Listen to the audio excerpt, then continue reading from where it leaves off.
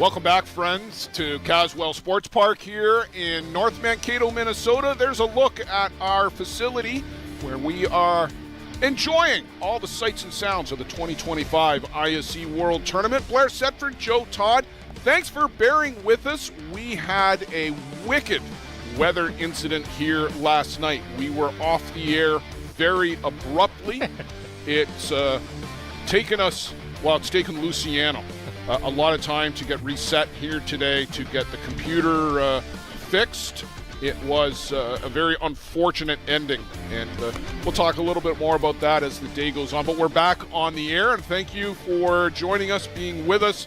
Waterdown Hammer out on the field to take on the visiting NorthEast Drillers. Joe Todd, on paper, the Drillers, the favorite here. But as we saw yesterday, this is why you play the games. And the Hammer, always a scrappy squad. They will give you a fight. Waterdown Hammer will always give you a good game. They got some really good bats. Clayton Robinson's really improved a lot in the last couple of years. Yeah, looking forward to a good one. There's the defense there. Just had it up real quickly for you for Waterdown. Let's start with the Drillers batting. Teo Migliavaca, Blaine Milheim, Jordan Solorio. Top three. We'll get into the rest. Defensively for Waterdown Hammer, real quick, Curtis Roots, Derek Erb, Luke Zettel, left to right in the outfield. Dave Bearclaw, Josh Broman, Ryan Marr, Connor Brooks around the infield as Migliavaca fouls off the first pitch of the game. It is Clayton Robinson, and Nick Moore is behind the plate for the team in black. I talked to a couple of the guys, Joe Todd, about an hour ago as they were coming into the park. I said, boys, all black. That's not a great choice here today because it is 32 degrees and hot and muggy here again in North Mankato, Minnesota. It's so important to have a good start against these higher-ranked teams. You want to build up a little bit of confidence and then take yourself into get your bats going. Got to shut them down these early innings.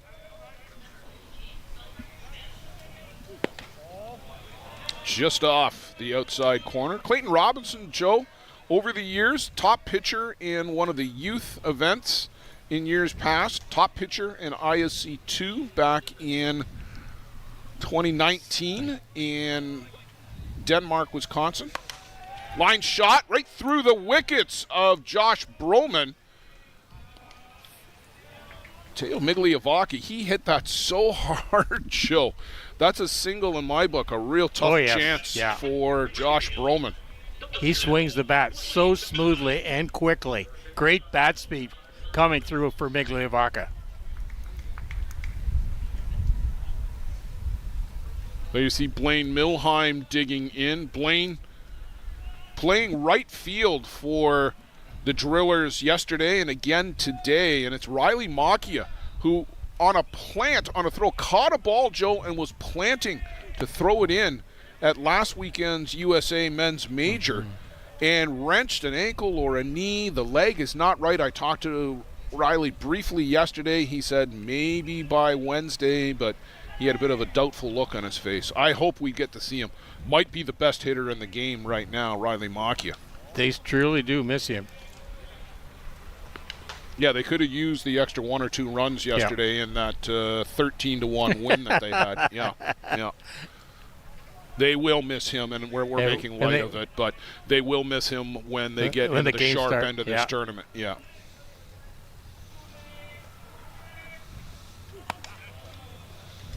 Up and away from Robinson, little tap of the chest, and you've got to be fine. You can't just leave the ball out over the plate, but you also you can't walk guys, put them on. So got to find the corners, make them hit your pitch.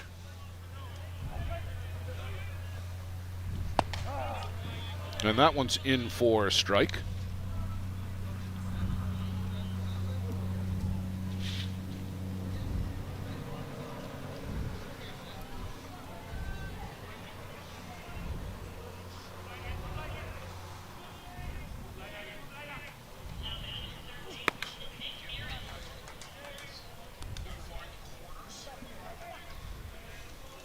Not quite as crisp, I think, as he would like to be right now.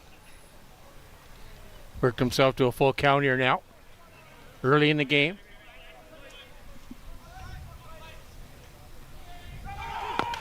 Migliavacca was on the move, and this one is just fouled down the right side.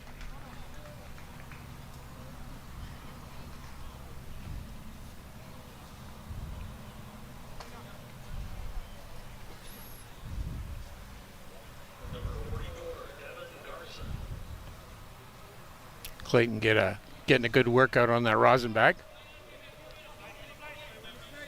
And the Gorilla Gold in his back pocket.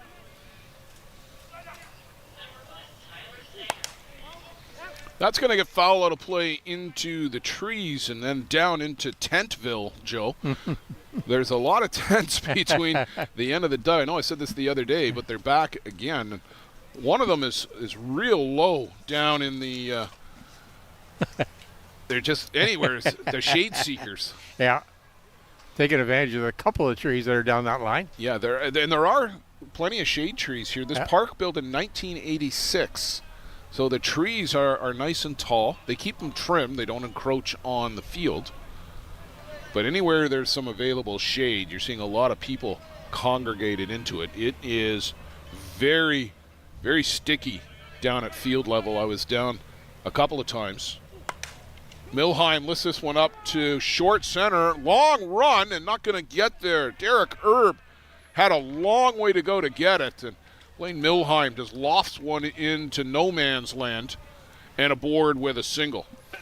Well, and you have to play Milheim deep, so Erb played it as well as he could. But that ball finding the Bermuda Triangle. Jordan Solorio to the dish.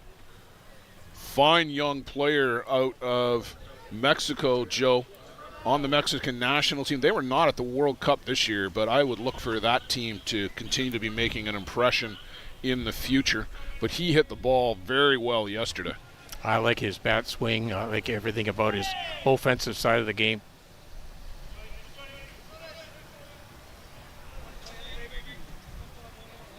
Got hurt earlier in the year in the Mitchell tournament. He did, and he missed a couple of weekends. Probably that break for the World Cup did him well.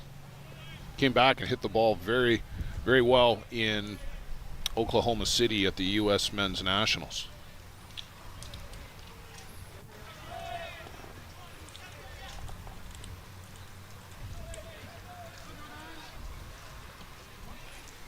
Robinson taking his time with a couple of runners aboard, but that's in for a strike on the outside corner.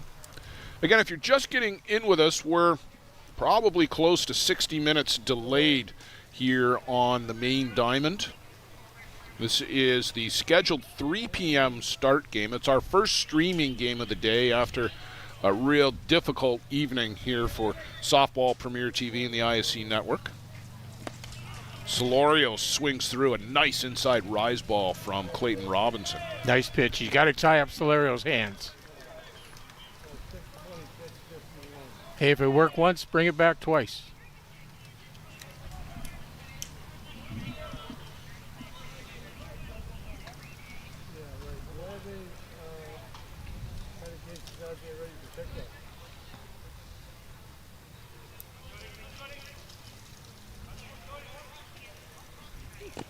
And skips this one into the dirt. Good job by Nick Moore to catch that on the hop.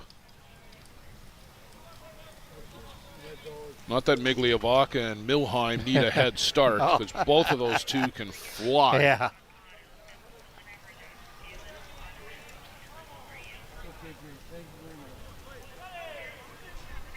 Obviously not thinking about small ball at all here.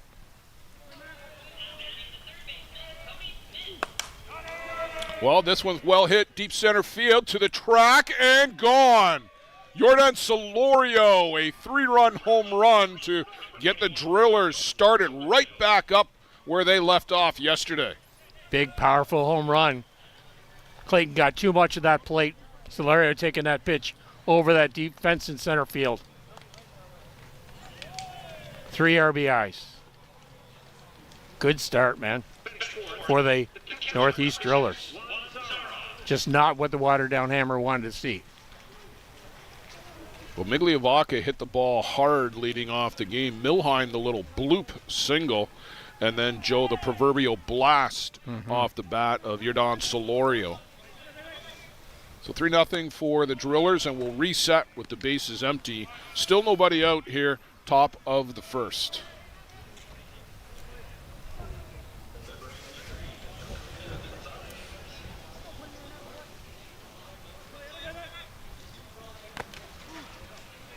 Bonzera fouls this one off into the glove of Nick Moore.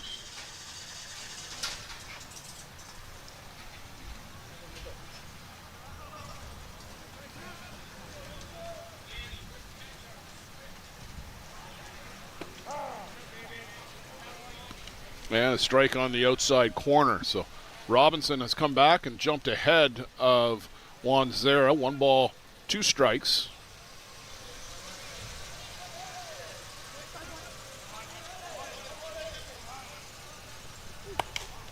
And this one is lifted up into short left center and again show into the Bermuda Triangle. If you can't hit it out, hit it where they ain't. Yeah. You couldn't have thrown that ball to that spot any better than off his bat. You see it here. I mean, that just, there's literally no way anybody can get to that ball. And from the frying pan to the fire, Cam Schiller. Outside of Riley Macchia, Joe, Cam Schiller might come in as the hottest hitting of the NorthEast Drillers. Just had a torrid World Cup for USA. Back-to-back bronze medals for the Americans. Just announced his retirement on the national program. He did, and I hope he stays at the club team level because retiring from the national team, we're on a 4-year cycle with the World Cup. Yeah, there's a lot of regional events and area qualifiers and stuff that's going to happen, but there's at least a year off here on the international side. So Schiller making that announcement now gives the American team and Coach Ron Hackett, who is also the skipper here for the Drillers, gives him time to plan for who's going to be the next American shortstop, and it might be one of the Ducharme kids. He'll certainly have a shot at.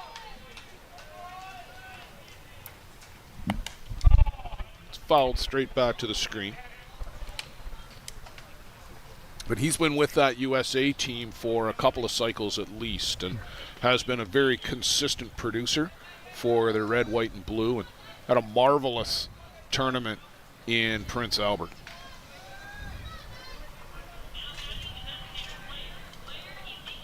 It's so important now for Waterdown just to regroup and try and get that first out. Got to get some confidence rolling. Oh, wow. Boy, they're just finding the way right now, aren't they? 5 straight hits for the Drillers, 4 singles and a home run. And that'll bring up Marshall Crank, apparently, as they told the PA announcer. And here's Coach Chris McCall out, Joe, and he's just slowing things down. Yeah, I just want to try and regroup, get Clayton to calm down. We'll work this out. And this is a new role for Chris as coach of the men's team here for the Hammer. He's a member of the Hammer Legends squad, and they'll get started Wednesday. Today's only Monday. I'm going to lose track when you get here. Chris was a pitcher himself back in the Palermo Athletics days. He was indeed, and I'll give a shout out to the old Mississauga Fastball League and the Mississauga Mudcats that Chris played on. We were teammates for a couple of years on the Mississauga Arrows. Chris and I are the same age, and we've been playing with and against each other from the time we were about 8 years old. Oh, very good. Chris grew up in St. Catharines, Ontario, just outside of Niagara Falls, and I grew up in a small town just on the outskirts of St. Catharines. So known Chris for a long time. Well, Jordan and Vineland and Beamsville. Oh, you're moving around, were you? All within the town of Lincoln, Ontario. Lincoln Township? Was that Lincoln Township? Yeah, it was Lincoln Township at one point. You're right. So there's your geography lesson for today, folks. Wine country. It absolutely is that. Wine country, Ontario wines.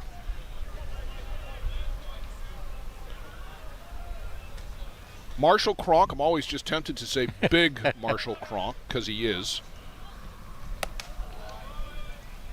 2022 MVP, that was the year of Marshall. He was the MVP here at the World Tournament.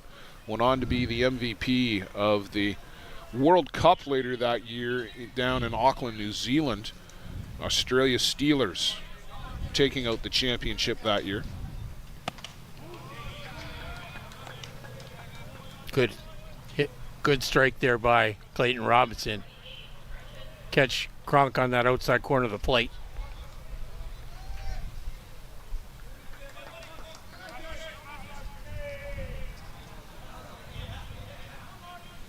Hammer looking for an out here, Joe. They just need to get an out, and can't get the call there. Marshall Cronk aboard with a walk. So let's load the bases for Thomas Anoka. Joe, what happened yesterday when Thomas Anoka came up with the bases loaded?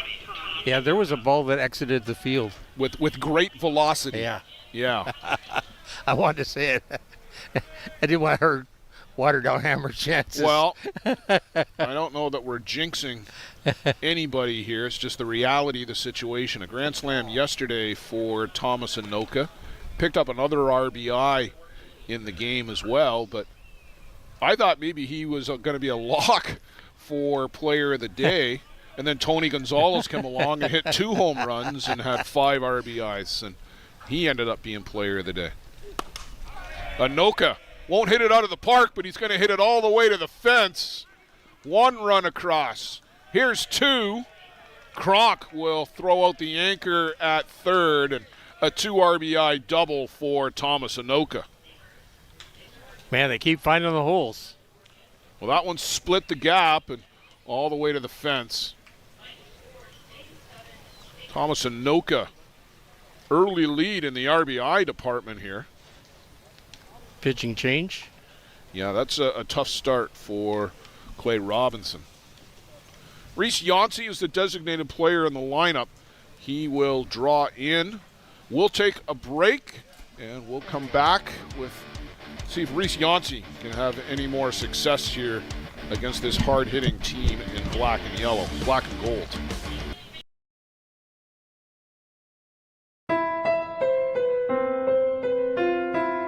Sometimes people worry about asking for help because there can be a stigma around mental health problems. Trust your teammates. Trust your teammates. Trust your teammates. They might believe that asking for help means admitting that something's wrong. Trust your teammates. Trust your teammates. Some people worry about how others might see them. Trust your teammates. Trust your teammates. Asking for help means that you want to make changes and take the first steps towards better mental health. Trust your teammates. Trust your teammates. We should celebrate the courage it takes to speak up and make changes. Trust your teammates. Trust your teammates. Getting help is part of recovery. Trust your teammates. Trust your teammates. Mental health isn't something you need to keep to yourself. Talk to a friend. Trust your teammates. You're not alone. Trust your teammates. Trust your teammates. The first steps may be the toughest, but knowing where to look for help is a good start. Community mental health organizations like the Canadian Mental Health Association or Mental Health America offer resources and programs that can help you. Visit cmha.ca or mentalhealthamerica.net to find a branch in your community.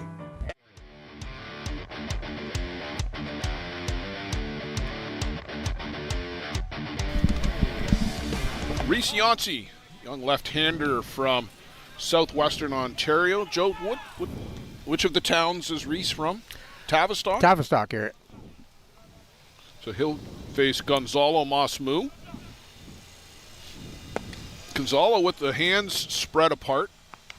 He's playing third, which probably would normally be occupied by Blaine Milheim.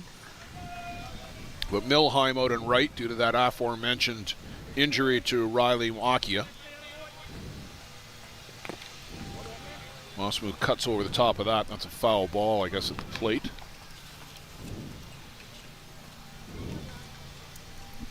Kronk is at third, Anoka at second. Mossmu had a walk and a single and scored a run yesterday in the game against Wabash.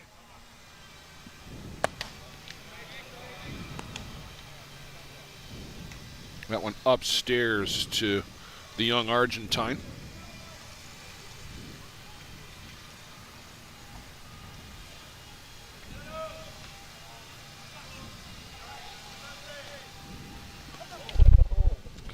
Yikes. Nick Moore is going to walk Mossmu down towards first base. Let's see that one again. That's a little scary. Mm-hmm. Anywhere around the head area. Off the lead shoulder. He's able to bail out of the way, and he got it on the left shoulder.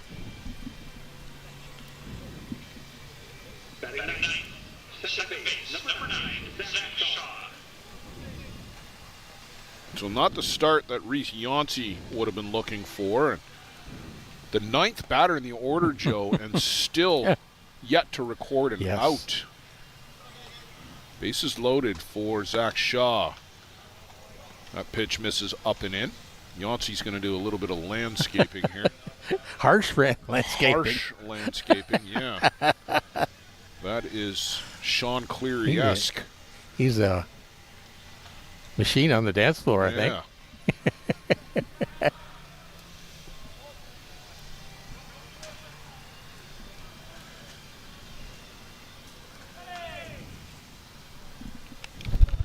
To the screen, but it comes right off.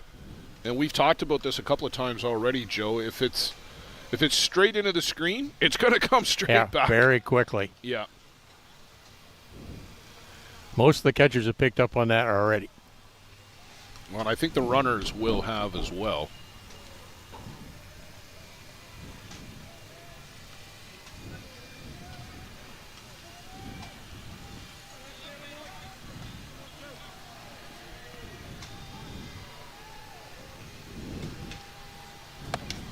Up and tight to Shaw, who drops the bat at the plate and goes for a walk. Certainly not afraid to work inside right now, but not getting them in for strikes.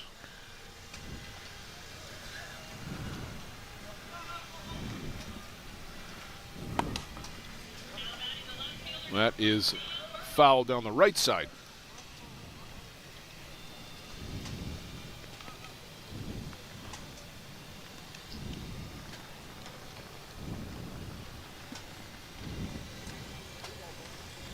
So 3-1 the count here to Zach Shaw.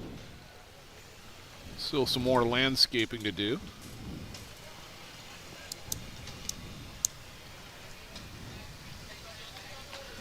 Five runs in and counting without an out here in the top of the first. It has been oh, that was in for a strike. Yeah. Okay, I thought that was going to be high. Full count.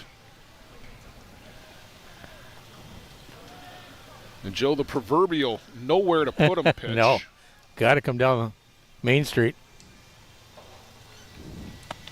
And high ball 4 to Zach Shaw. So that forces in Marshall Kronk, and 6-0.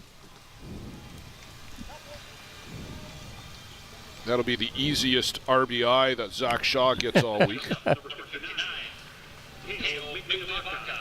So back to the top of the shop. They did this yesterday too, Joe. They sent 13 guys to the plate in the first yesterday, and 10 and counting on barring a triple play here. And he needs a rake. He's requesting a rake. Yeah, he's asking for a rake. I guess he's saying he can't land properly. And he's asking for a lot of the loose dirt to be removed, but Who's on the plate, Joe? Is that Steve Gallagher? Steve Gallagher. Yeah, I thought that was Steve. So, umpire and crew: Steve Gallagher from Coburg. First base is Gary Johnson from Eau Claire, Wisconsin, and at third base is Mark Corris from Prescott, Arizona. Yeah, we chatted to Mark this morning, didn't we? Yes, we did.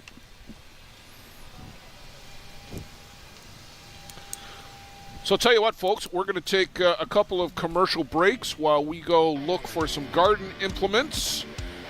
The NorthEast Drillers, 6 and counting here in the first.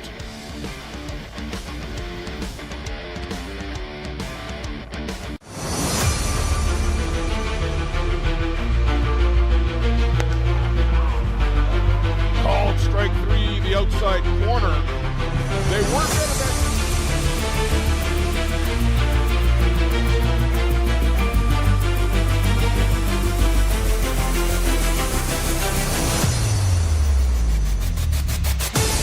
Yeah. High in the air, Viavazo comes to get it, and the Chiefs are back to the top of the mountain. The gloves fly. The celebration is underway.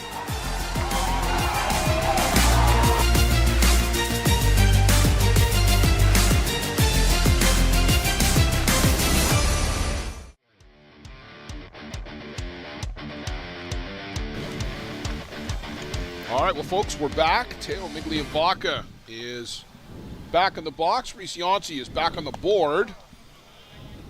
A little off speed from Reese in for a strike.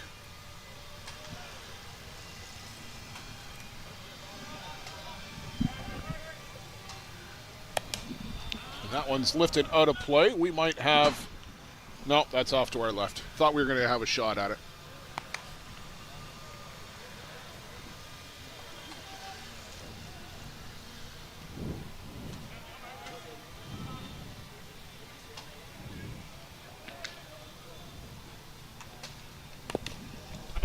And Migliavaca fouls that one off, too. And playing with some fire here, Joe. And I mean, this is such a tough lineup, top to bottom.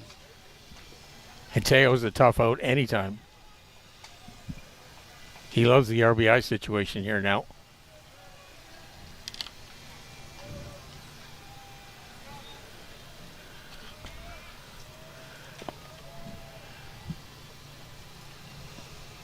Yancey missing on that drop ball out of the strike zone.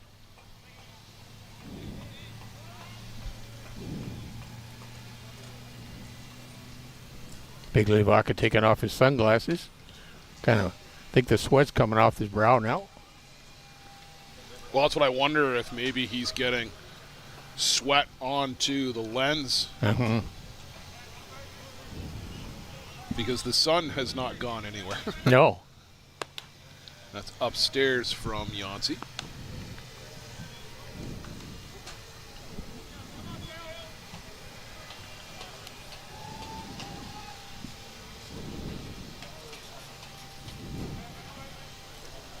Waterdown still searching for their first out.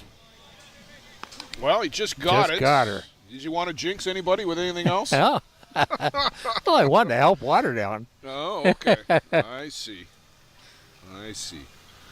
Migliavaca down on strikes.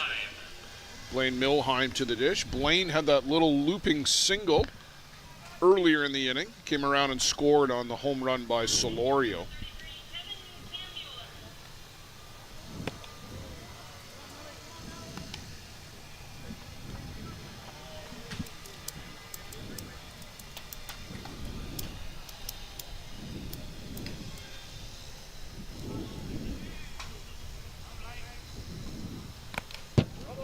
Big cut, but Blaine Milheim just fouls it straight back.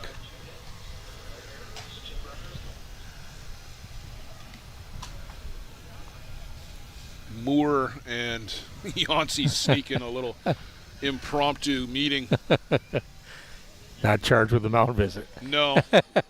No, they snuck that one in, I think.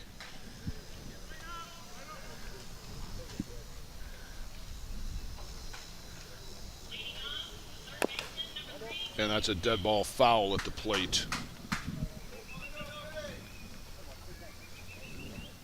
Joe, it's been a busy day around the park.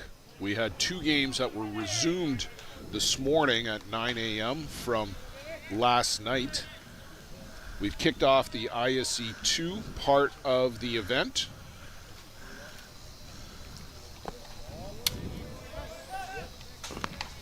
And we've had teams moving through the losers bracket. Hill United was here earlier. They were winners, so were the Bear Creek Express.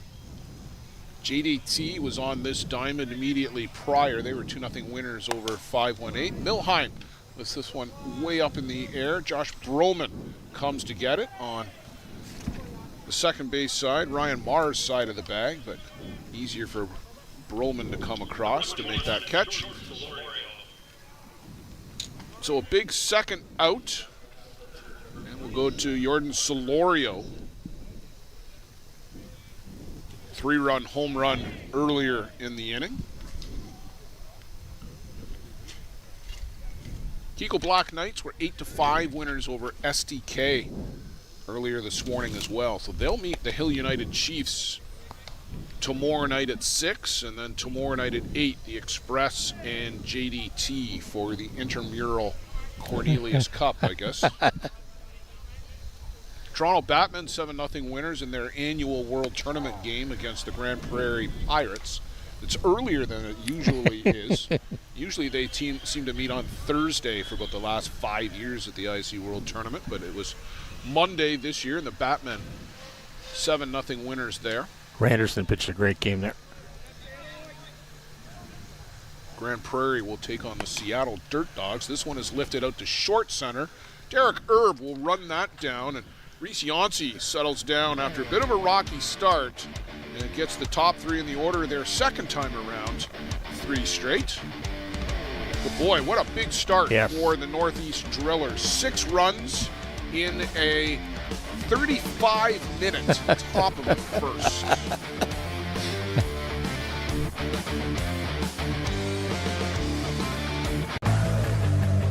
Let's talk about a local one-stop shop.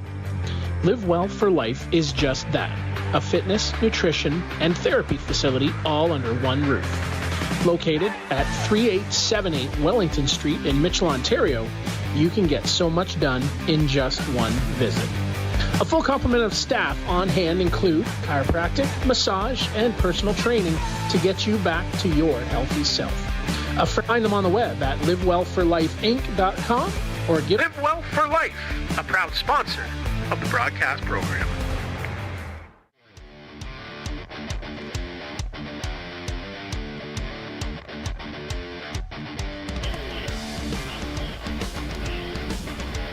Well, Joe, it was literally 35 minutes ago when we set the order for the NorthEast Drillers. How about we do so for the Waterdown Hammer, Joe? Josh Broman lead things off for Waterdown. Curtis Roots, Ryan Marr. Connor Brooks is in the 4 spot. Derek Erb, Dave Bearclaw, Nick Moore. Luke Zettel bats 8th, and Reese Yancey now pitching will hit in the 9 spot. Defensively for the NorthEast Drillers, Solorio, Migliavaca, Milheim left to right across the outfield. Gonzalo Masmu, Cam Schiller, Zach Shaw, Thomas Anoka on the infield, and Fuemo Mata pitching to Juan Zera. I wonder if Fuemo Mata went and re-warmed up. Not that it would take long in today's weather, but 35 minutes is a long time to sit and wait. That's a long half inning. I'm sure he must have done some searching on that bench or in that area.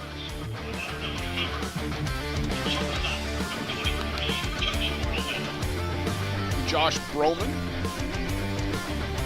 I guess we have to call Josh a veteran now, don't we, John? Yeah. Josh, to me, is forever young as the shortstop for the Kitchener Phoenix Outlaws about 15 years ago. We're showing our age, Blair. I know. Peter Labardius reminds me of it every time we sit here together. He's a long-time guy in the well, thanks.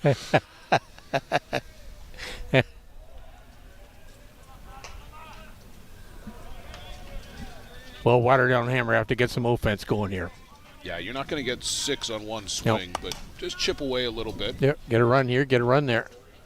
Start gaining some positive momentum.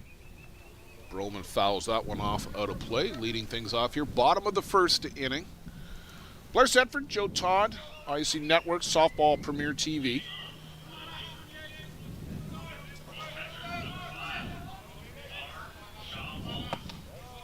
In tight to Josh Broman. Joe, the Hammer have been on the circuit since 1998. Very good. Yeah. 27 years with the Waterdown Hammer. Sponsor Pete Chambers also has a Legends team here. And two hopper, Schiller fires across the diamond and gets his counterpart. Great scoop by Tommy Anoka over at first base, too.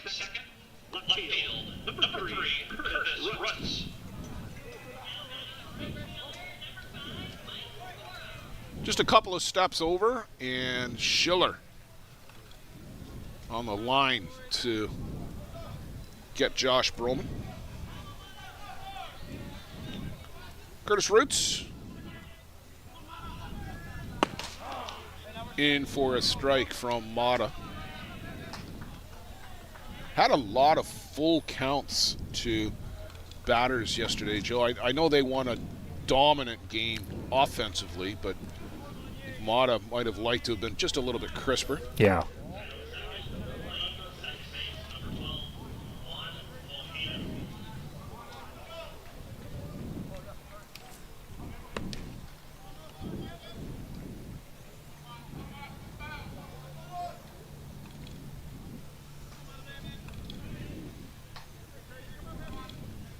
Ryan Marr is on deck. This young prodigy from Newfoundland. I'm tempted to say Petty Harbor in Newfoundland. I believe that's correct. I'm sure we'll be told. I'm sure there's lots of people watching. Huemo Mata gets too much of his hip, and this one ricochets all the way over to the fence. Boy, you do not see that too often. And watch this, Joe. Clunk, and just completely lost the handle on it, and it spins away off to no man's land. Petty Harbor, Newfoundland, yeah.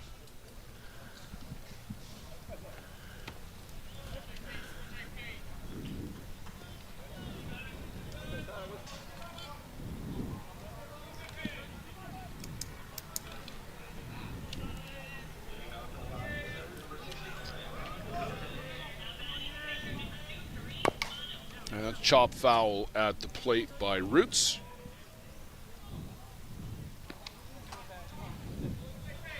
This is, I want to say, Joe, this is almost the third generation for the Waterdown Hammer. I'll go back to some of the founding players.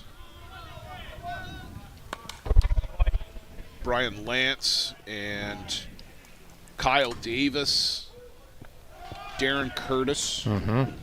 With Waterdown. Pete Chambers, of course, was the coach and the sponsor. And I think Hammer actually was Brian Lance and his company who initially helped sponsor, because he had a carpentry business, cabinetry or something like that. Swing and a miss there by Roots. Took a little bit off that from Mata. But over the years, they've had a lot of success. They won the OASA eliminations one year at Hillside Park, in Jarvis as well. They won the qualifier a couple of times. Most recently, I think 2017, the year we were in Springfield. They were winners there. Second place in ISC2, the old standalone ISC2 Tournament of Champions. There's a two-hopper down to first. That'll be easily handled by Thomas Anoka. 3 up, 3 down inning for Huemo Mata. That will bring this dangerous Drillers team back to the plate. Stay with us here on the ISC Network, Softball Premier TV. Drillers way out in front. Welcome to Mont Hill Golf and Country Club. With our beautiful 27-hole golf course open to the public, we work tirelessly to ensure your time with us is second to none. Well, here you'll be able to enjoy an incredible dining experience at our very own Big Pete's Steakhouse. Play some of the best courses in the world with our state-of-the-art golf simulators. Upgrade your gear with the top brands at our pro shop, or host a stunning wedding, event, or conference inside one of our beautiful ballrooms. Learn all this and more at monthill.ca. We can't wait to see you soon.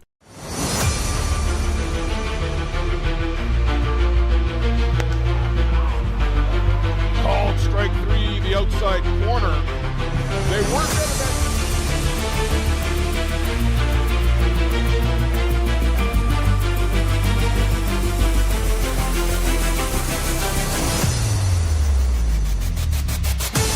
Yeah. High in the air, Viavazo comes to get it, and the Chiefs are back to the top of the mountain. The gloves fly. The celebration is underway.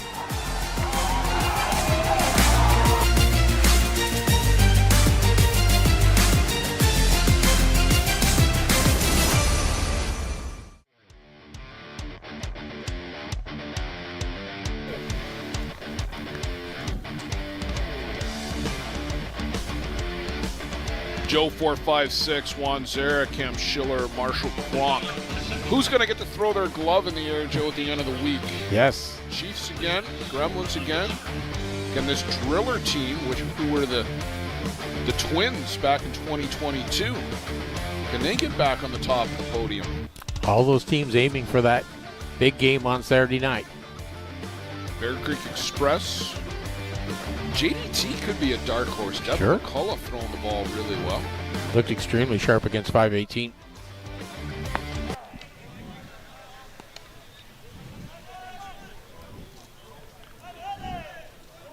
Zera, the all-world catcher for the Northeast Drillers. He and Huimo Mata have been not quite joined at the hip, Joe, but certainly have been partners for the last several years. I bet you it goes back to minor ball. Oh, I no doubt about that.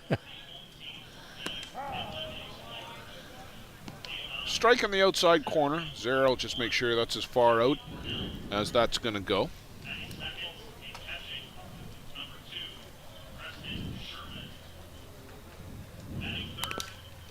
Reaches out and fouls that one off, just in case.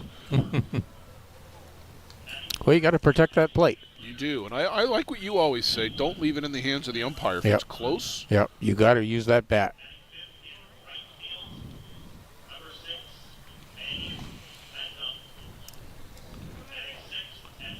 I know it looks a little sparse in the grandstands, but down the line there's a lot of people under cover. There's a lot more people here than you might think. There are tents set up down the left side as well, and out into left field, the Brinkman tent, and that one is well attended.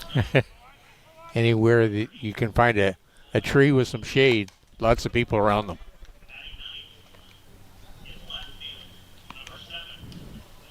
Speak of the Brinkmans, they're just walking in.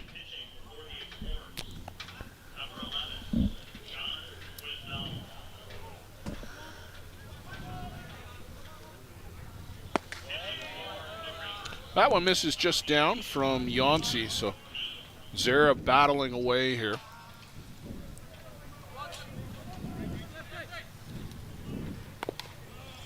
Bit of a change-up from Yancey, but left it up a bit, Joe, I think. It's just too far.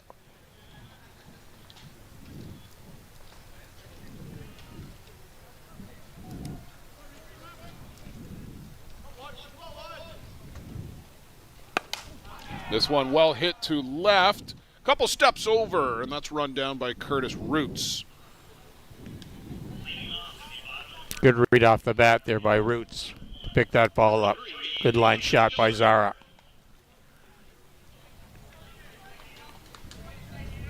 Schiller had a single through the 5.5 hole between short and third his first trip.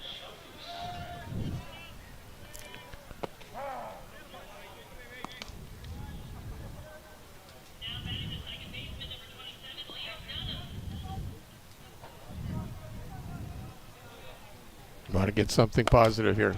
Well, I think that's a pretty positive swing, as that one is off the fence over the outstretched glove of Luke Zettel, and Cam Schiller aboard with a scorched double. That was a hard hit ball. Zettel tried it. Yeah, he gave it a good run, but just over the glove. Played it well off the fence to get it in, but an easy stand-up double for Cam Schiller.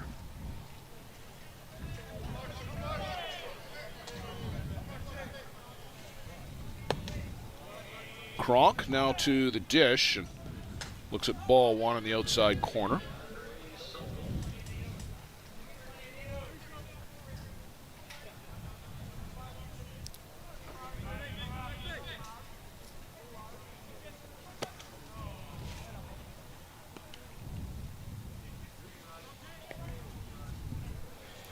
Watch the way Kronk just bounces the bat off his shoulder here while he's set. I wonder if the bat ever gets a bruise bouncing off of Marshall's shoulder like that. It's part of his timing mechanism.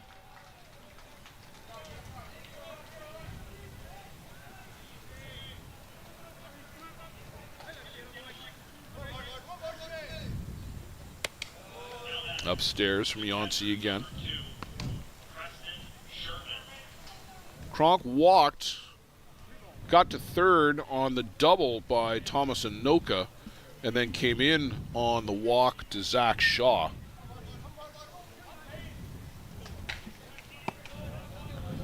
And again, doesn't have to swing the bat to get on base. We'll bring up Thomas Anoka. He's not really used to batting, Joe, without the bases loaded. He'll just have to make do with only two guys aboard here. The ninth batter that Yancey's faced, and he's throwing 42 pitches. In for a strike on the outside corner.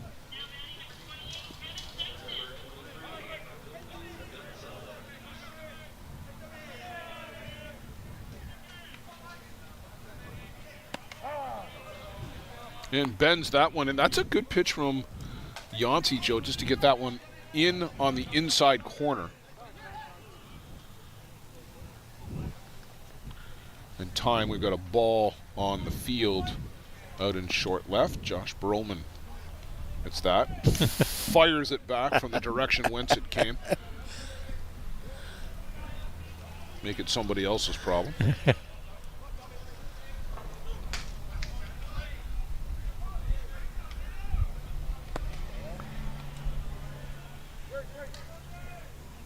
No swing, says Gary Johnson out at first base. Thomas has always done that very well, Joe. He'll start the motion, but then just drop his back elbow and slow down that momentum. Good read by Thomas. Called strike three. Down goes Anoka. Two down now in the inning. That'll bring up Gonzalo Masmu. Hit by a pitch in his first appearance. Got as far as second base. He was the first batter that Reese Yancey faced coming into the game.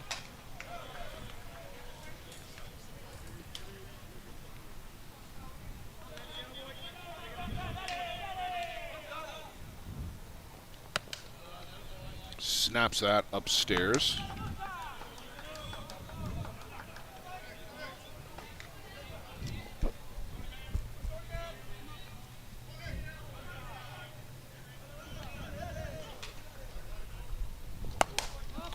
Sky high on the infield. Broman will give way to Roots as he comes a long way in to make the catch.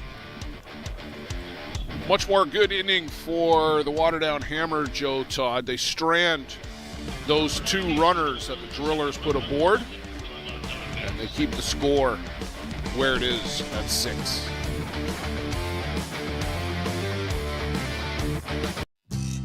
A metal roof lasts a lifetime. Thousands trust Metal Roof Outlet to install stylish, stone-coated metal roofing that looks just like traditional shingles. Make a smart and worthwhile investment for your home with Metal Roof Outlet. Contact us through metalroofoutlet.com to get a quote for a roof replacement anywhere in Southern Ontario. Because when you trust Metal Roof Outlet with your roof replacement, it may be the last time you ever replace your roof.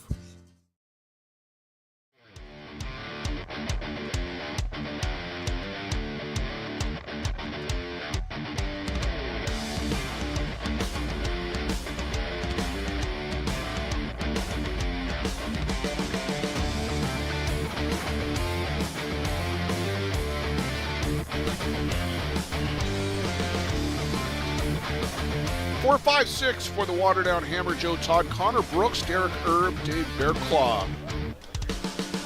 Get the face, Quinn Lomata. He finishes his warm-up pitches. There's the throw down to second, right on the money. 1-0. Pretty much always is. Yes. Pretty metronomic with his throws.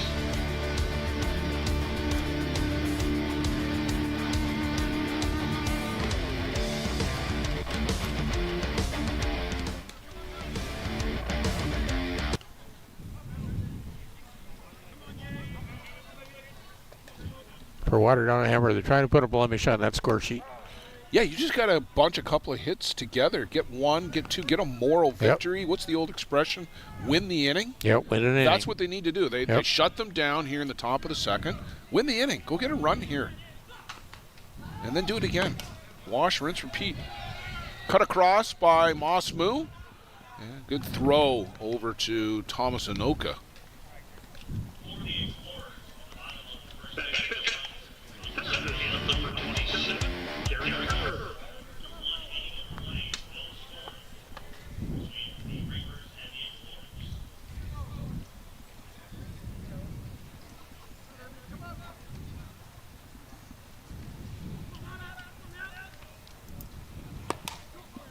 High hopper, but that's foul off the bat of Derek Erb.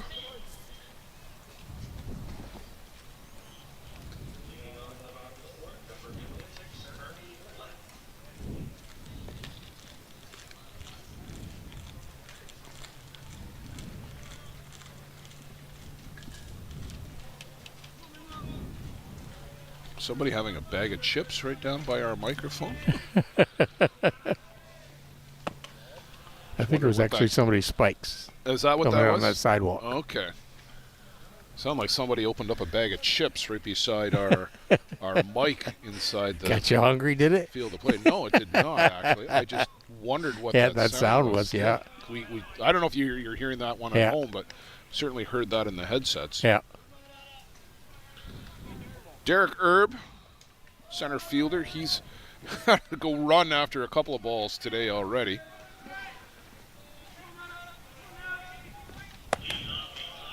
That one's upstairs.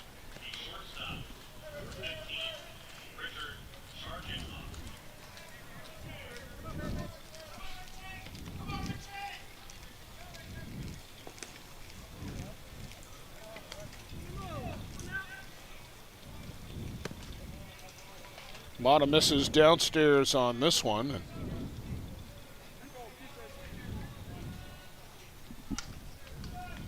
3-1, falling behind again.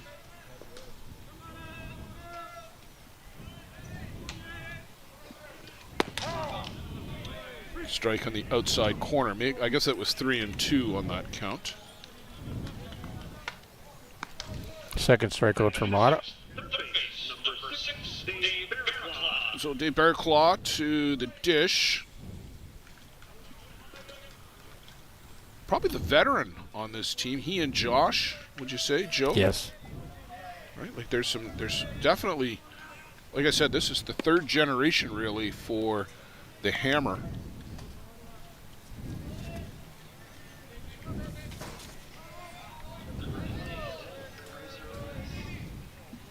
But every team needs a couple of vets.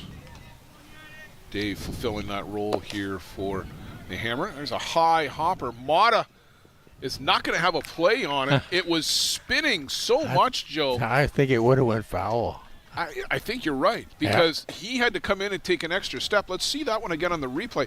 Mata thought he's going to get it close to his chest, but then he had to reach for it. Yeah.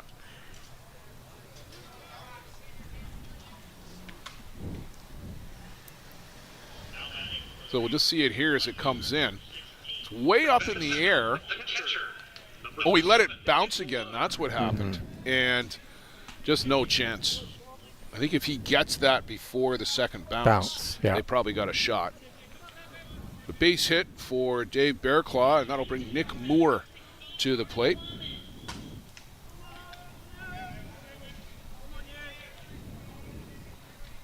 Nick does a great job behind the dish, balancing some of the Hammer pitchers. They've got a young righty in Clay Robinson. They've got a young lefty in Reese Yancey.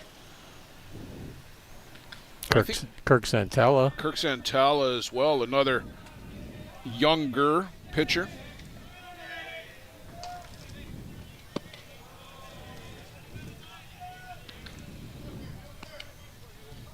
Nick took a couple of years off. What was that now, 4 or 5 years ago to get his career established as a police officer with the Ontario Provincial Police. Back playing the game. Does a good job, like I said, does a real good job behind the dish for the Hammer.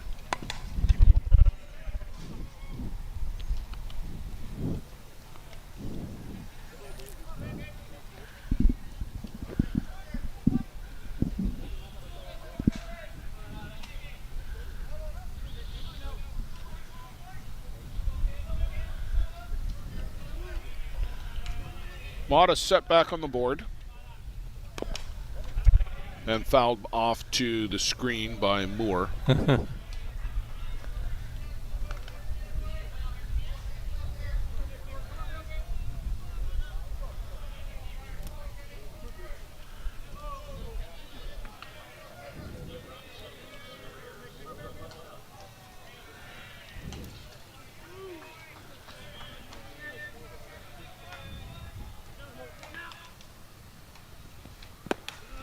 And blows this one right past Nick Moore.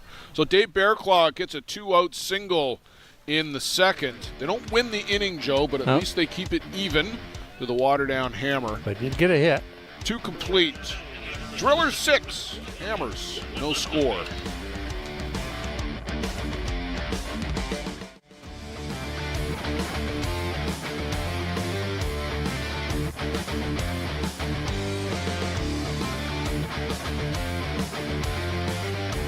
How confident are you in your organization's security posture? If your answer isn't 100%, you're not alone. Most organizations aren't doing enough to protect their data, and they know it. With Armitage technology, you can stop worrying about IT security issues so you can focus on moving your business forward. Our experienced staff monitor and maintain your IT infrastructure to keep your business running. Visit us at armitagetech.com and make your technology work for your business.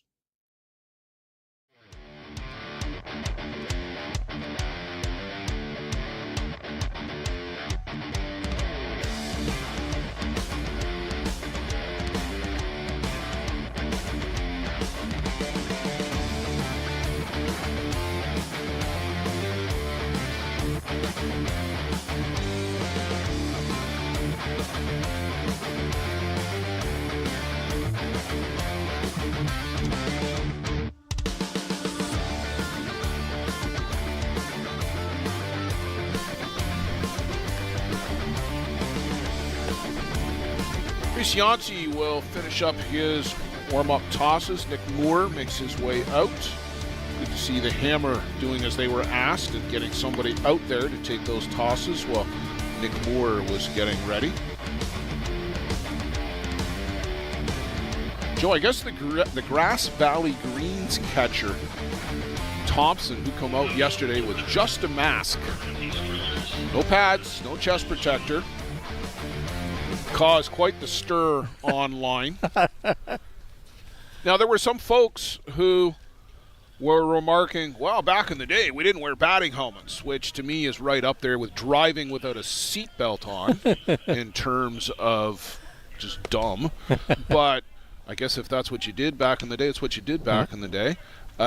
You certainly wouldn't catch me back behind the plate without a suit of armor on. The few times I did catch, I always wore the pads and the chest protector. And this one is laced right back up the middle by Shaw. He joins the hit parade. Then we'll go back to the top of the shop with Teo Migliavaca.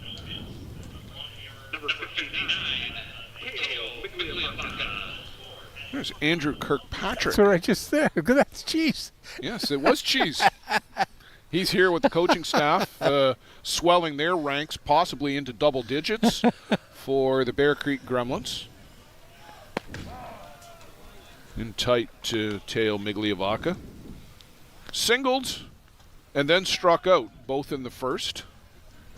We're now in the third. Drops down a bunt, and we forget how good this guy is. Safe at the bag. The throw was just a little high by Yancey. May have pulled Connor Brooks off the bag. We'll have to wait and see on the replay here if he was off the bag. But, I mean, Migliavaca just good flies. wheels. Yeah.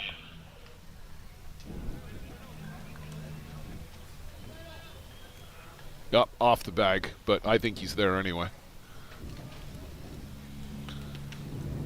So now Steve Gallagher will go out to the board. This is not a charged defensive delay because they're talking signs, and then he will accompany Nick Moore. Got that extra word or two in, but he'll accompany Nick Moore back to the dish. Joe, I'm going base hit on the Migliavaca. Oh, yes. Yeah. Yep.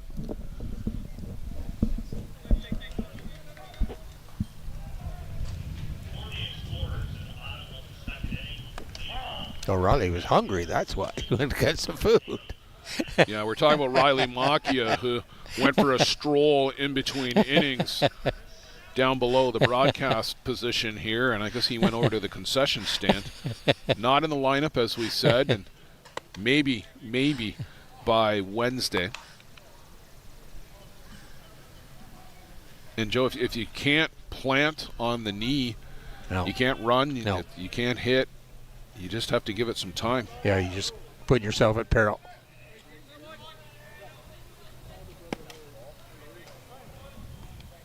Down low and in tight to Blaine Milheim.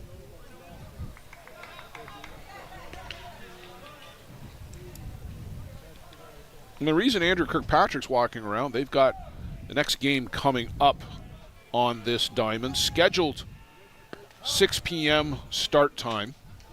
It wouldn't surprise me, Joe, depending on the finish time of this game, if we tried to start early. And folks, there's a weather system that is on its way here. We're expecting another rain, winds, storm, even fiercer apparently than last night. And I've seen a lot of storms in my days, Joe. Very few of them as impressive as that one last night. That was biblical, the amount of rain we got here last night. And how quickly the wind came in. Oh, completely changed the direction of the flag. Yeah. Went from blowing out to blowing in. It got super dark. If it hadn't rained, we'd have had to bring in a pickup truck full of dirt to repopulate some of the diamonds here, because the amount of dust flying around here was incredible at one point. So Solorio will get a chance to bat with the bases loaded as the walk to Milheim fills the bags.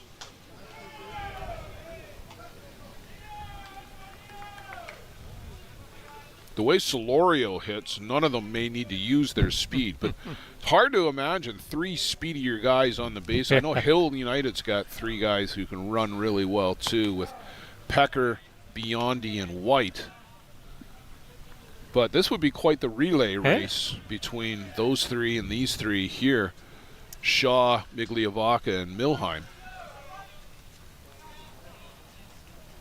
That's made for TV event.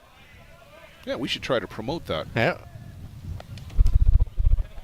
Little excuse me check swing, and that goes foul into the fence.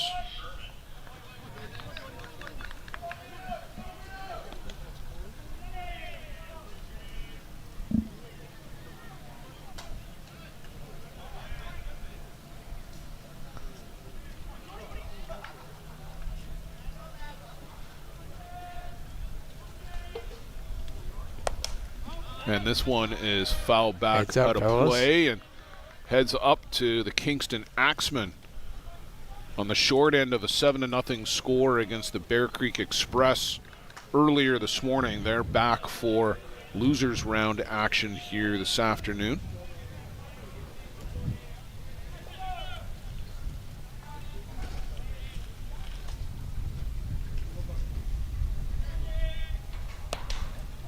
Upstairs to Solorio.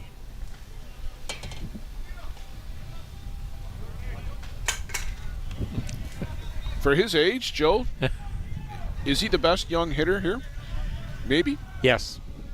You're giving that a definitive yes. Yes. Drilled. Turns his wrists over so quickly, and great bat speed. Just Shock puts up the hands. No need to slide to Mateo Migliavaca. Jordan Solorio, 5 RBIs on the day, Joe. Just in the 3rd inning here.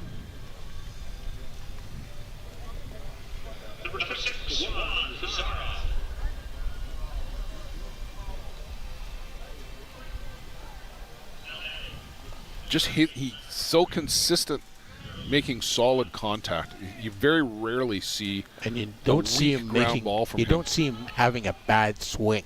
Like, it's always a nice level cut, and just it charges the ball.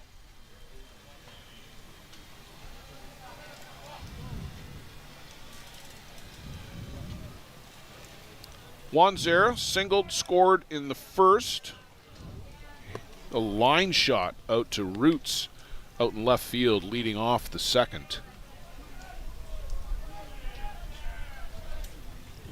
Still looking for an out here. Apparently it's the odd-numbered innings that are going to be the ones for the Drillers. This is the pattern, at least.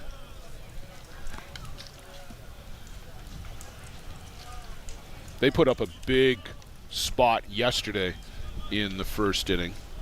Scored half a dozen runs against the Wabash Sting.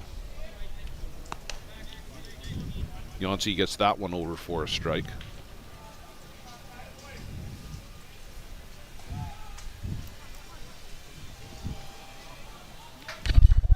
Right to the screen, and Solorio at least will take advantage and move up. Milheim as well.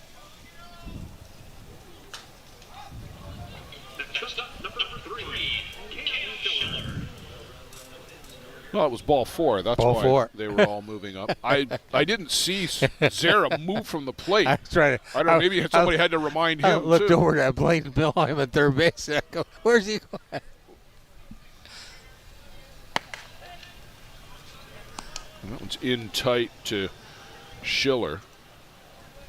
Schiller smoked that double Joe to the fence his last trip. But not the guy you want to see at the plate with bases loaded.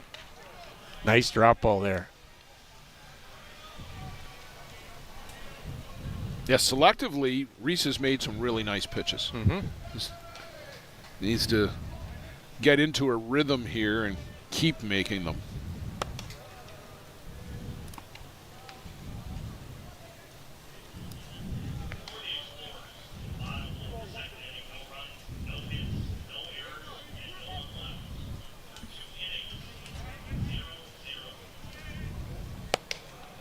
Upstairs to Schiller, and he's fallen behind here, Joe.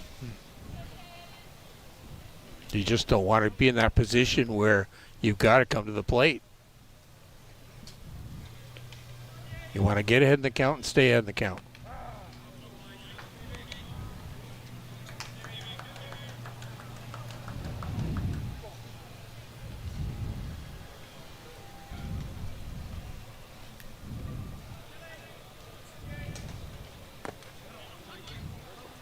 Schiller chases one out of the zone and tries to snap the bat over his knee. He was pretty disgusted with himself for chasing that one out of the zone. A real good pitch from Reese Yancey. Sets down Cam Schiller.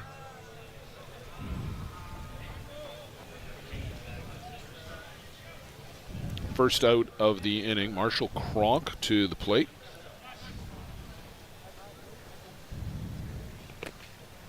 That one goes off the pads of Moore, and an easy run will score there for Blaine Milheim.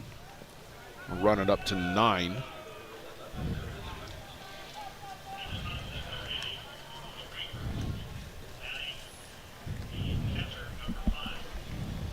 And if you're wondering why is Blaine Milheim scoring there to make it 9-0, well, he's trying to get the Drillers to the run rule number, which in the third is 12. In the fourth, it's 10. But folks, it's 32 degrees Celsius out there with a humidity factor approaching 40 Celsius, which is well into the 90s Fahrenheit if you're using the old-fashioned scale. And you want to get your team off the field and out of the game as quickly as possible.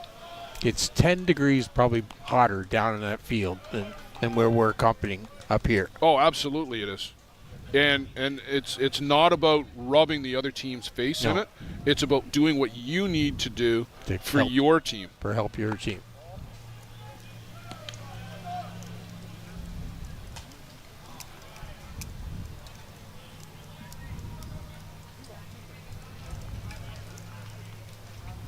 I see Josh Elijah has made the switch over to the Bear Creek Gremlins. Multitasking. Yeah. So Kronk picks up the walk, and Yancey just having trouble finding the strike zone consistently. He makes a couple of really great pitches, Joe, but then he misses the plate for the next 5. Mm-hmm.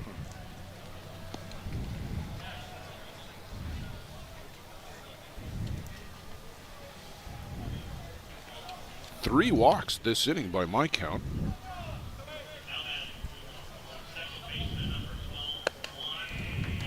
I'm not close to Thomas Anoka. He did get Thomas looking in the second.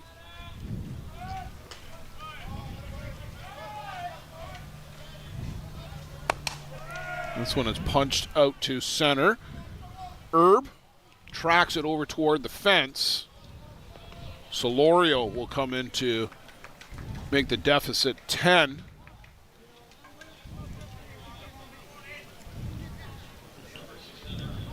Third RBI of the game for Thomas Anoka. Number 66, Masmu. And Masmu, the 9th batter here in the third inning.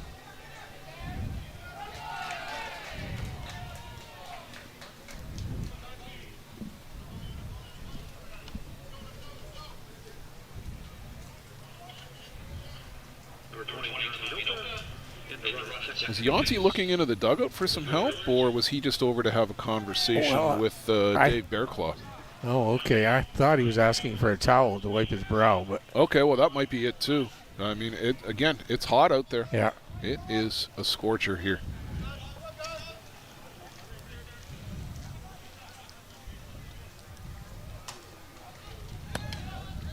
In for a strike,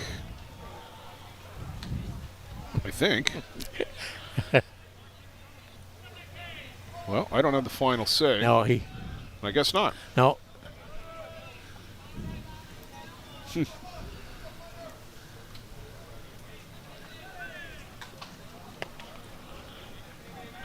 Well, now it's 1-1.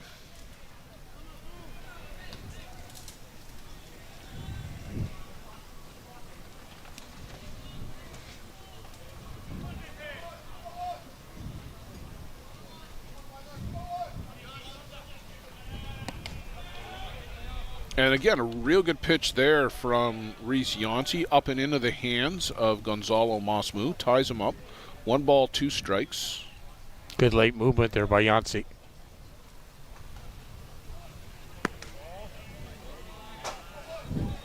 Didn't get the call there, just off the outside corner.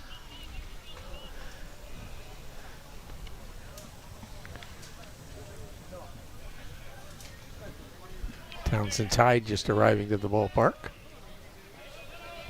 Yeah, you see in the replay there, Moore had to reach out over his pad. His pad basically is the outside edge of the plate. High hopper here in the infield. Brooks goes to get it, And a little confusion there because Ryan Marr probably is better positioned to get that ball, but Brooks comes across. They have to communicate. Yeah, I mean, you got to call it. But Brooks has got to remember, if he's going that far to go get that ball, Moore has got to get Marr has got to get all the way over to first. And you're probably better off letting your second baseman go get that ball. So Mossmu aboard with a base hit. I believe there was a run that came in. This time, Marr gets it in a little short toss to Josh Broman, and they get the out. But I think they picked up the run somewhere too there, Joe. Did they not? Did Zara not get in? Zara didn't get in. Okay. All right. They did pick up 3 in the inning, make it 4 in the inning, and make the score 10-0 here through 3 complete. Nope, not even 3 complete. 2.5. We're in a rush, Blair. Slow it down. Let the Hammer have their bat here in the bottom of the 3rd coming up. Do you need a reliable supply of products to run your business? Are you tired of having to deal with multiple suppliers to get everything you need? Absolute Business Supply is your dedicated, full-service business supply partner offering over 400,000 products and unmatched customer service. At ABS, we aren't just selling products. We offer a commitment to building meaningful relationships with our customers, getting to know your business goals so we can provide the best possible solutions for your needs. Find us on the web at absolutebusinesssupply.ca and let us get it for you.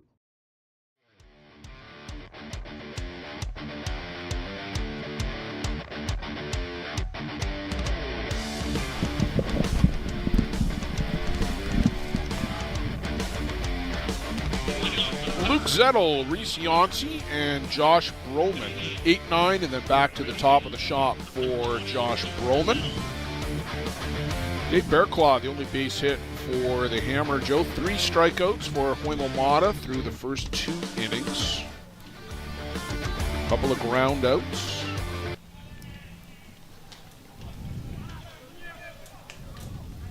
How many pitches for Mata in the first 2 innings?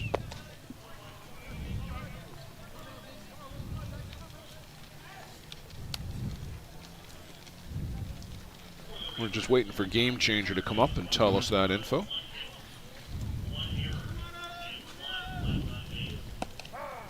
$26. So fairly efficient for Huimamata.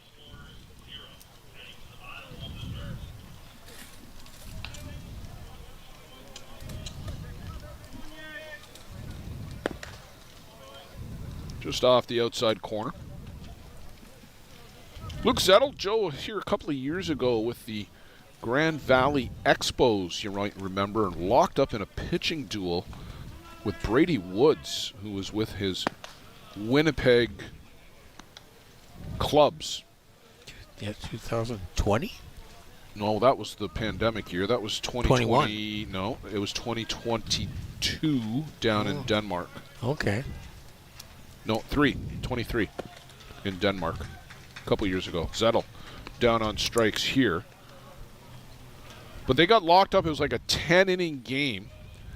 And the Grand Valley Expos that year ended up winning that one 1-0. I think Brady Woods had 22, 23 strikeouts in the game in 11 innings.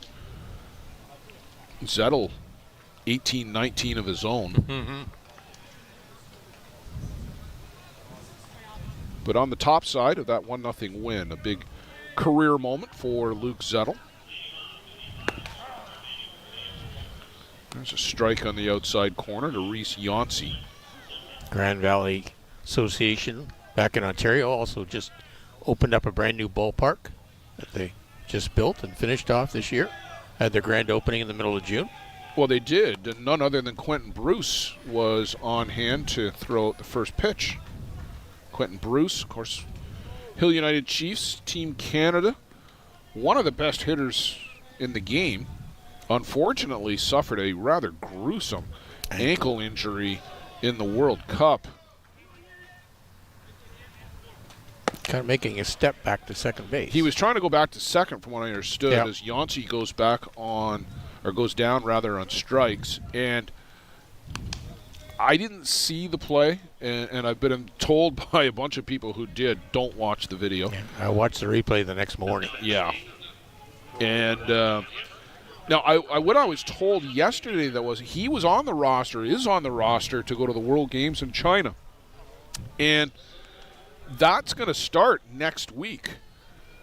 Softball Canada may not be able to replace him at this point because of all the passport requirements and entry into China. That roster spot may not be able to be filled. So, Joe, pinch hitter here for Josh Broman. It's Thomas Baker. Get an opportunity to step in against Huemo Mata.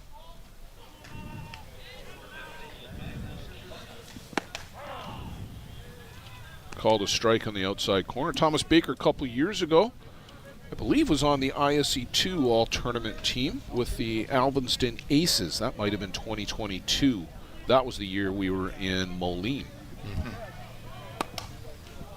It's going to go foul down the left side. That's going to get into the Gremlins spot. So it looks like they won the coin toss. So they'll be home team coming up. Again, scheduled 6 p.m. start time, about 47 minutes from now.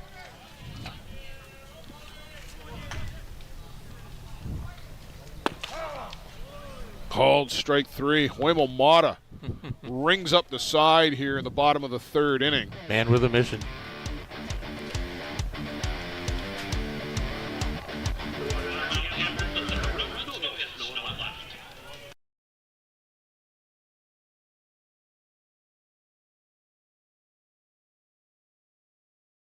Peligro Sports provides the essentials needed to give your team an edge on the field. Our brand is rooted in creating a unique experience tailored to the specific needs of your team to ensure your performance is at the best level to execute plays. At Peligro Sports, we rally behind our athletes and understand their fight to take their game to a dangerous level. Visit our store at 2200 Amsterdam Avenue in New York City or see us online at peligrosportsnyc.com. Thanks to Jose and Peligro Sports for their support of the broadcast program.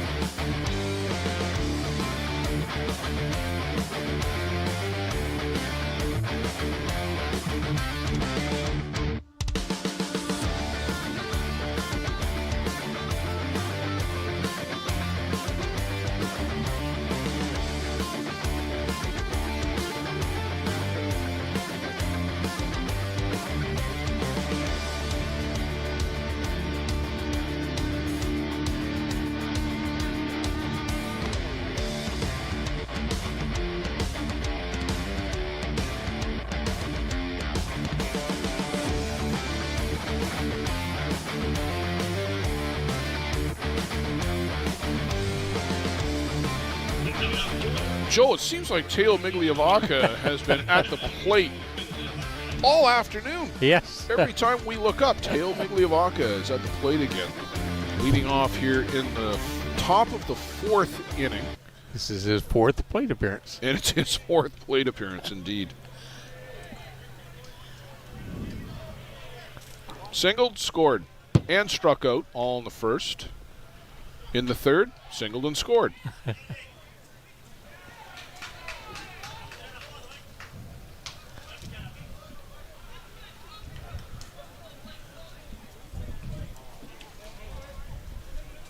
Just been all drillers today. Just too much for Waterdown. Dominant force. Yeah.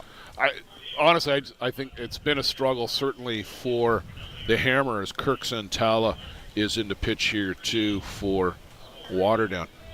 They're not this bad. For anybody who's watching this game for the first time, you think, boy, the Hammer barely even belong on the field. But they're not this bad a team that they're showing today. The pitching certainly is struggling. Just had a real rough start. Yeah. Well, my thoughts at the start of the game was you got to have a good couple clean innings against this top-ranked teams, and that just didn't happen. No, if you can keep them off the board, and Santala similarly can't find the strike zone. Migliavaca on board for the third time today. Blaine Milheim singled and then popped out in the first, walked and scored in the third.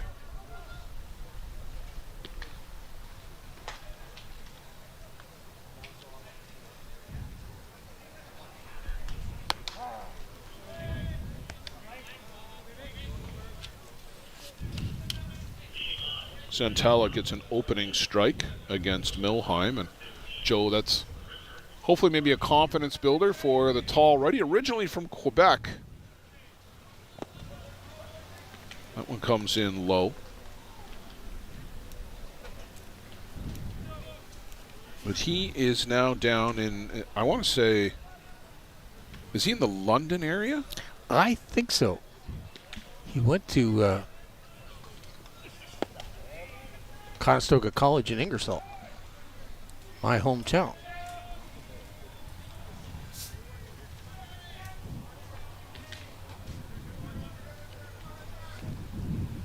I met him a few times at Tim Hortons. Well, that's one of the places to meet in Ingersoll, so I hear. Milheim bends backwards, matrix style, out of the way. And then he's taking a moment here. He's just going to wipe the sweat off the brow and get reset.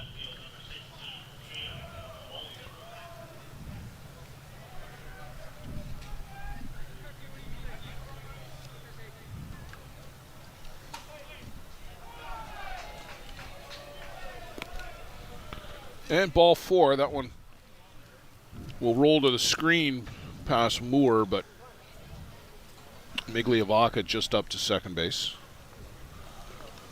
Jordan Solorio has already driven in 5 today, Joe. I don't know what more you can ask of this young man. 3-run home run. We'll find out. Yeah. 3-run home run in the first, also flied out to center field. And then a 2 RBI single that was exceedingly well hit. That was in the third. Again, 2 guys aboard for him here in the fourth.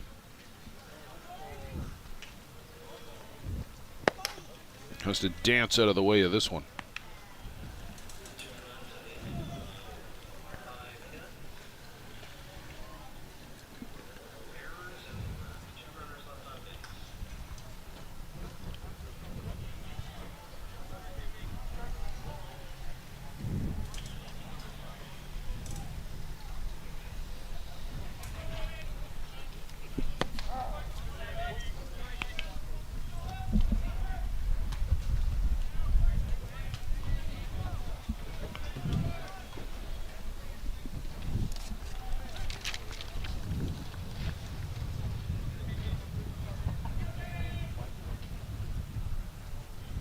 And yes, I know that was a long, pregnant pause of silence there, but I was getting some semaphore signals from my colleague Todd McCabe down below us. It caught my eyesight and proceeded to give me some hand signals that he wants to talk later. So I have to go find Todd. Okay.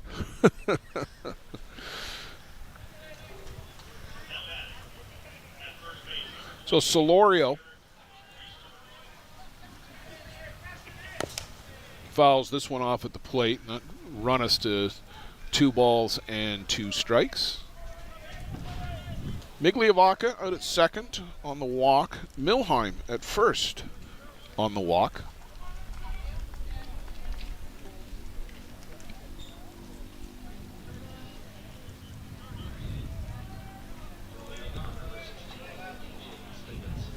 And I think this will be the emphasis at practice tomorrow, Joe. I got to think for the Hammer.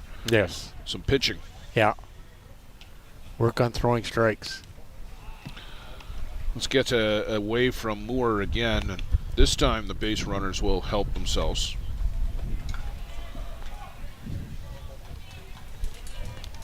I say gets away from Moore, but that was also about a 43.5 footer that skipped in on him. So not being helped out much.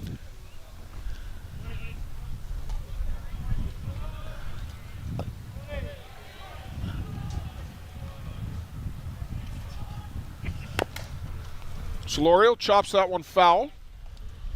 Oh, thank you for the lineups for the next game. Jack Besgrove and Maxi Montero. Oh, that'll be a good matchup. Mm-hmm. One of the girls from the Circle Tap days. With a lineup card. Yeah. No, that was her that brought it in from the game controllers. Yes. Yes. Solorio reaches out, pokes this one down to second base. Ryan Marr just flips over to first for the out. Sorry, it's not Ryan Marr, that's Dave Bearclaw who's moved over there. Baker stayed in the game, it looks like, so he's, I believe that's Baker. Baker's at third. Baker's at third. So Bearclaw's moved over to second.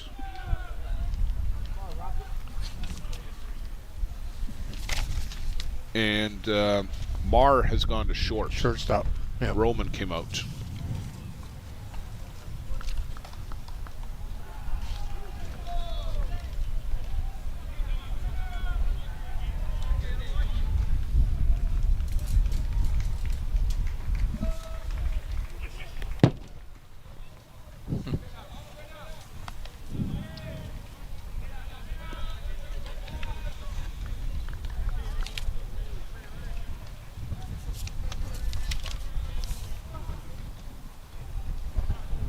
And Gennaro Carreta gets an at-bat here, too. Swing and a miss here. Gennaro was a late addition, Joe, to the roster for Emiliano Solorio, who ran into a visa problem trying to get into the U.S. or back into the U.S., And he was. This was going to be his first ISC World Tournament. He's the younger brother of Jordan Solorio, and it was going to be his debut here. And just heartbroken that ran into this technical issue.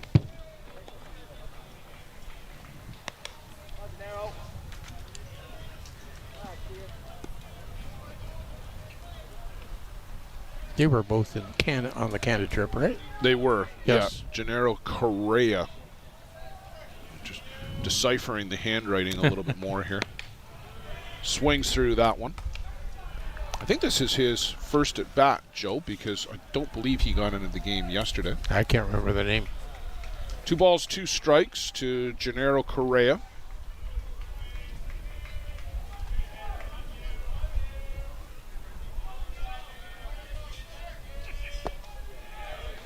Now, he is from Argentina. I do recall from talking with Ron and Amy Hackett as they worked through the replacement process that he was already playing here on a team that wasn't coming to the World Tournament. Fouls this one up and out of play down the right side and manages to fall in between the collection of tents down there. You can just see the blue one on the right edge of your frame past the end of the first base dugout.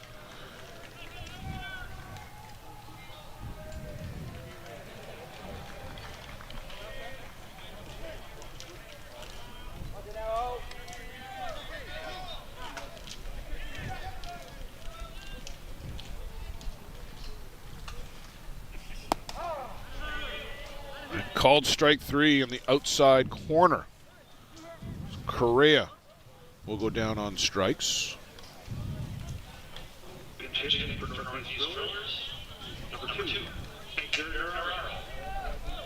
And we'll get another pinch hitter here too. Edgar Navarro will pinch hit for Schiller.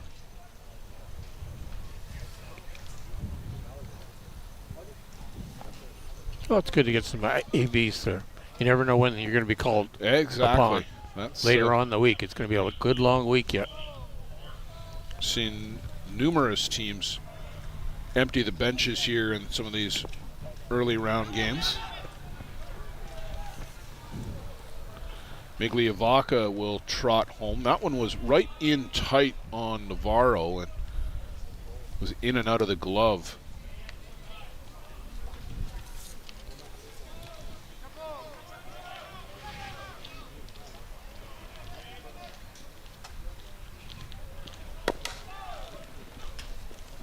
Chopper on the infield, and of course it takes a right-hand turn on Bearclaw. He had to go get it. And Joe, it was Brent Hatfield who was catching that inning.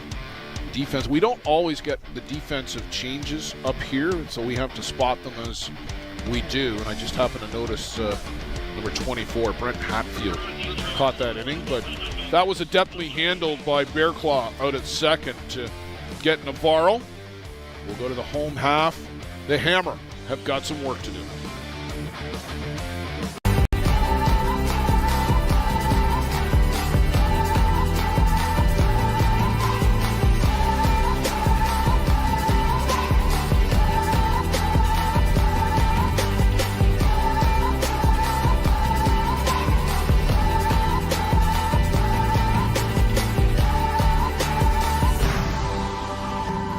A dream catcher, inch by inch, we'll fight to make the lives of First Nations people in this community, this province, and on this continent better. I know we have a long way to go, but I'm proud to say as long as our people have a need,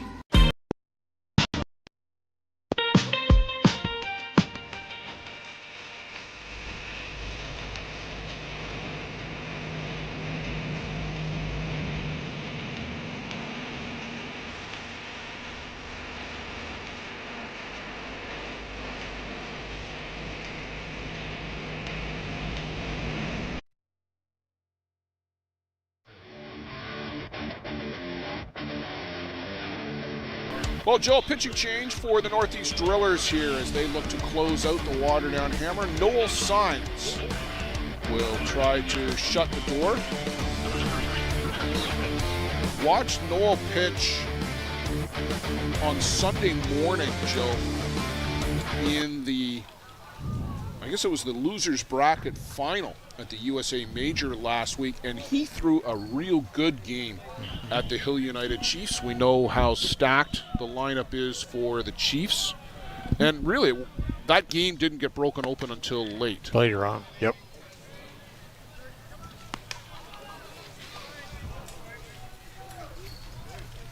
Just another one of the young prodigies from Argentina.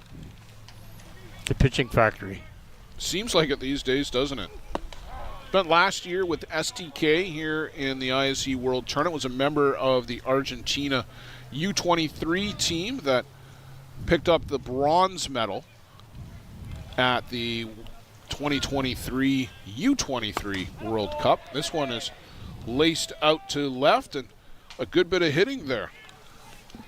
Curtis Roots, second hit of the game for the Hammer. Just went the other way with it.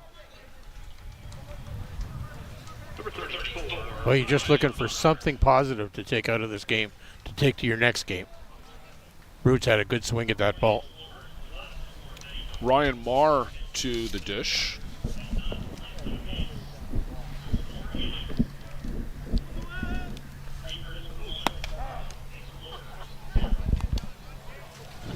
Loser of this one will play tomorrow at 9 a.m. while the winner will advance to a game on Wednesday at 8 p.m. That's a nice break.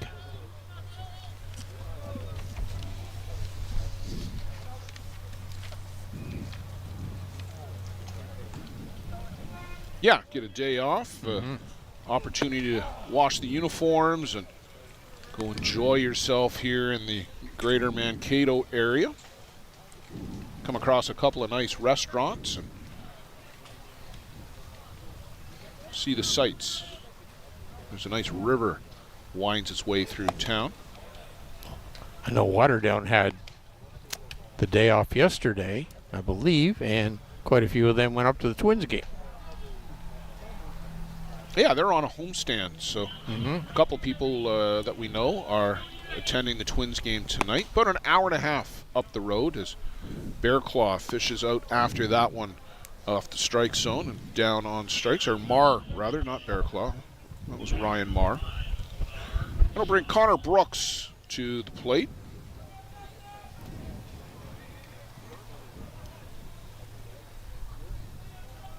Connor from the Napanee area. He's got a couple of Softball Canada medals in his collection, Joe. I want to say a silver and a gold from U20 and U23 play. Yes, I think so. Yep. Columbia, the one? Was that Columbia? No, I'm just talking about, well, he was on the team that went down to Argentina, the U23 play, but I just meant the national championship. Oh, the national championship, yeah. With Napanee.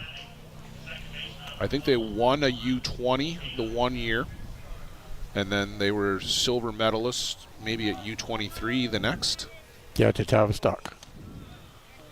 Big cut there by Connor. Noel Signs. I had been told Nail once, but more recently I'm hearing Noel. Noel Signs, rain, shine, whether he's up, whether he's down, is always smiling. Yeah. Doesn't matter what the call is, he always looks like he's enjoying himself. Wouldn't rather be anywhere else. Yeah. 2 balls, 2 strikes. Trying to close the door for the NorthEast Drillers and run their record to 2-0. That's a good take by Connor Brooks. He's capable of doing some pitching. Left-handed pitcher.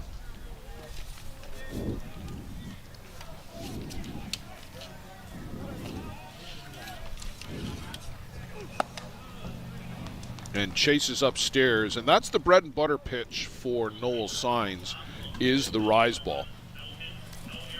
Yeah, he worked that one to perfection. Just teased it. Connor Brooks on that pitch. So Noah Baker will get a pinch hit appearance here in the 4th.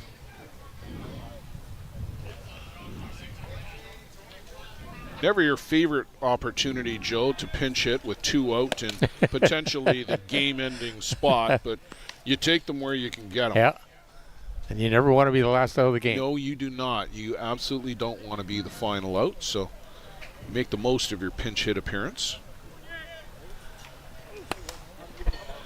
That's a foul right into the screen. And good cut there by Bake.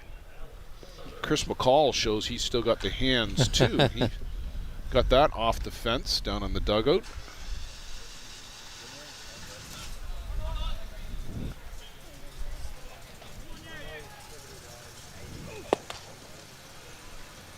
Good pitch, just missed off that outside corner of the plate. You mentioned earlier Chris McCall, good pitcher in his own right. Also a very good outfielder.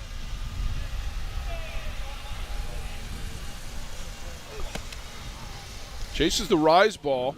That will be the ball game. Noel Signs comes in, allows a base hit, but then picks up 3 straight strikeouts to end it. Just too much. NorthEast Drillers, Waterdown Hammer.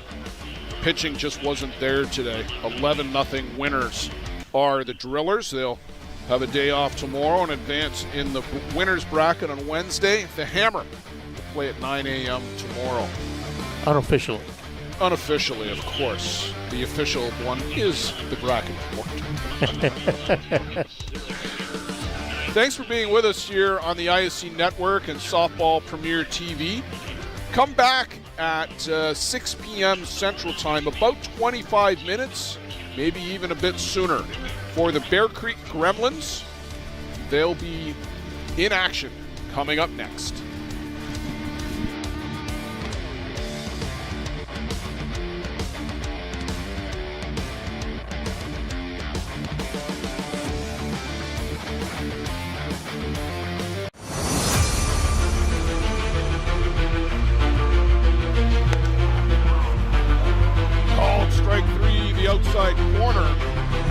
work out of that.